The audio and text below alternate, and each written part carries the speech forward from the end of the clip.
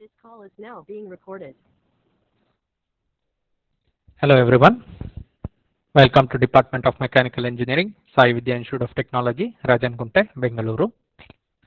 Today we are going to discuss on a topic called Programmable Logic Controller for a subject Mechatronics with a subject code 17ME753. So types of control systems. There are three types of control systems. One is Programmable Logic Controller. Another one is Distributed Control System. Another one is PC based controls. Programmable Logic Controller. PLCs are used as sequential logic solvers for PID calculations, for advanced subroutines, BID operations, data transfer, and text handling. The applications of PLCs starts from machine control, packaging, palletizing, material handling, similar sequential tasks as well as a process control. Advantages of PLCs. They are fast and designed for the rugged industrial environment. They are attractive on cost per point basis. These devices are less proprietary. Example, using open bus interface. These systems are upgraded to add more intelligence and capabilities with dedicated PID and Ethernet modules. Disadvantages of PLC. PLC were designed for relay logic ladder and have difficulty with some smart devices. To maximum PLC performance and flexibility, a number of optional modules must be added. PLC types based on the size, nano or small, micro or medium, large PLC are used. For basic criteria to select PLC, the types are capacity of the memory, range of input-output interfacing, packaging, and cost per point. The components used in PLCs are central processing unit, input-output modules, power system, and bus system.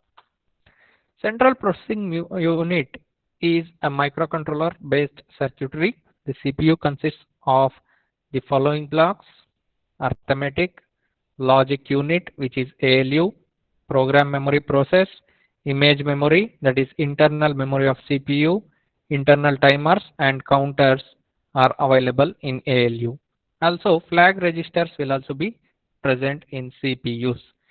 The CPU performs the task necessary to fulfill the PLC function. These tasks include scanning, input-output bus traffic control, program execution, peripheral and external device communication. Special functions are data handling, execution, and self-diagnostics.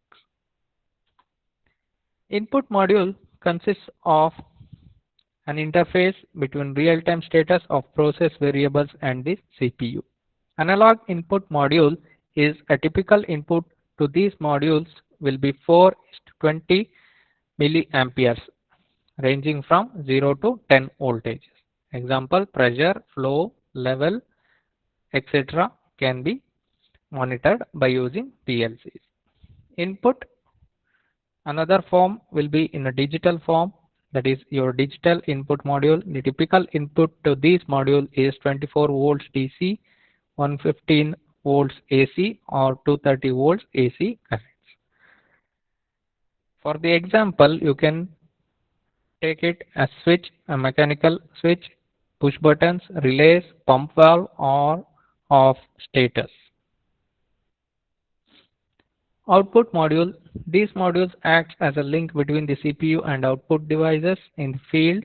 So analog output module, typically output from these modules varies from 4 to 20 milliamperes to 0 to 10 volts. Example, control valve, speed, vibration. Digital output module, typically output from these modules is 24 volts DC, 115 volts AC or 230 volts AC. For example, solenoid valves, lamps, actuators, dampers, pump valves, on-off control. Power supply. The power supply gives the voltage required for electronics modules, that is input-output logic signals, CPU, memory unit and peripheral devices of the PLC from the line supply. The power supply provides isolation necessary to protect the solid state devices from most high voltage line spikes. As input-output is expanded, some PLC may require additional power supplies in order to maintain proper power levels. The bus system in the PLC is a path for the transmission of the signal. Bus system is responsible for the signal exchange between processors and input-output modules.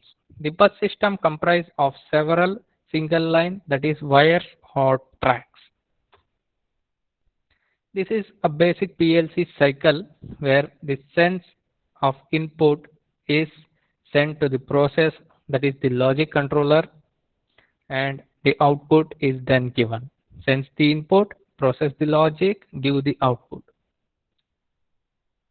So input is fed into programmable controller.